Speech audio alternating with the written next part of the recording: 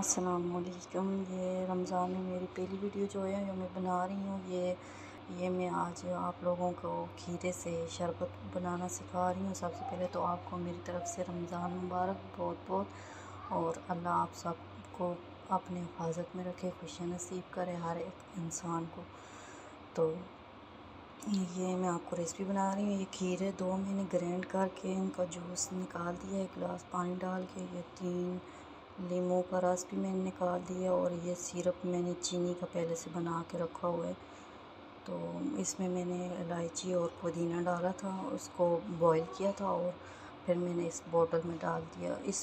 ये जो मैंने खीरे की शरबत बनाने के लिए जो मैंने खीरे ग्राइंड किए हैं, थोड़ा सा पुदीना मैंने इसके अंदर भी ऐड किया था। देख, पुदीने से थोड़ी सी ताज़गी बंदे में आती है और अच्छा फील होता है। और जो मैंने छानने के बाद जो उसके अंदर से ये गूदा जो निकला है, ये मैंने निकाल के रख दिया है पकौड़े बनाने के लिए। तो आप इसे इस्तेमाल करें। ये पकौड़ों में बहुत मज़ा आता है और बहुत अच्छा लगता है, बहुत टेस्टी होते हैं। यकीन जाने आप एक बार इस्तेमाल करके देखें और फिर मुझे बताइएगा। तो मैं भी ये सारी चीज़ें मिक्स करके बना के तो फिर आपको दोबारा बताती हूँ। ये मोबाइल मेरे हाथ में पकड़ा हुआ है, तो मेरे पास कोई चीज़ नहीं है कि या कोई और बंदा हो जो पकड़ के इस वीडियो को बनाए और मैं बोलूँ, मेरे लिए मुश्किल हो रही है। तो मैं पहले इसको ऑफ़ करूँगी कैमरे को और फिर ये मिक्स करके फिर आपको बताती हूँ।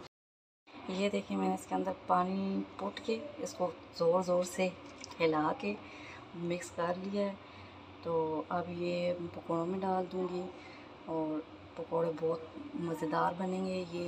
ये जो है ना, ये खीरे जो मेरे पास पड़े थे, वो थोड़े दो नहीं 4 दिन के काले थे, तो मैंने ऊपर से छिलका उतार लिया था। लेकिन अगर ताज़ा खीरे मिल जाएं तो उनके ऊपर से छिलका ना उतारा करें और ग्राइंड कर लिया करें, बहुत मज़े का बनता है। बहुत बहुत शुक्रिया आप सबका। मेरी वीडियो को प्लीज़ लाइक करें, सब्सक्राइब करें। अल्लाह आपको अपने हिफ्ज़-ए-मान में रखे और हर एक मुसलमान के लिए नहीं, हर एक इंसान के लिए दुआ किया करें। अपनी दुआ में याद रखें। शुक्रिया। अल्लाह हाफ़िज़।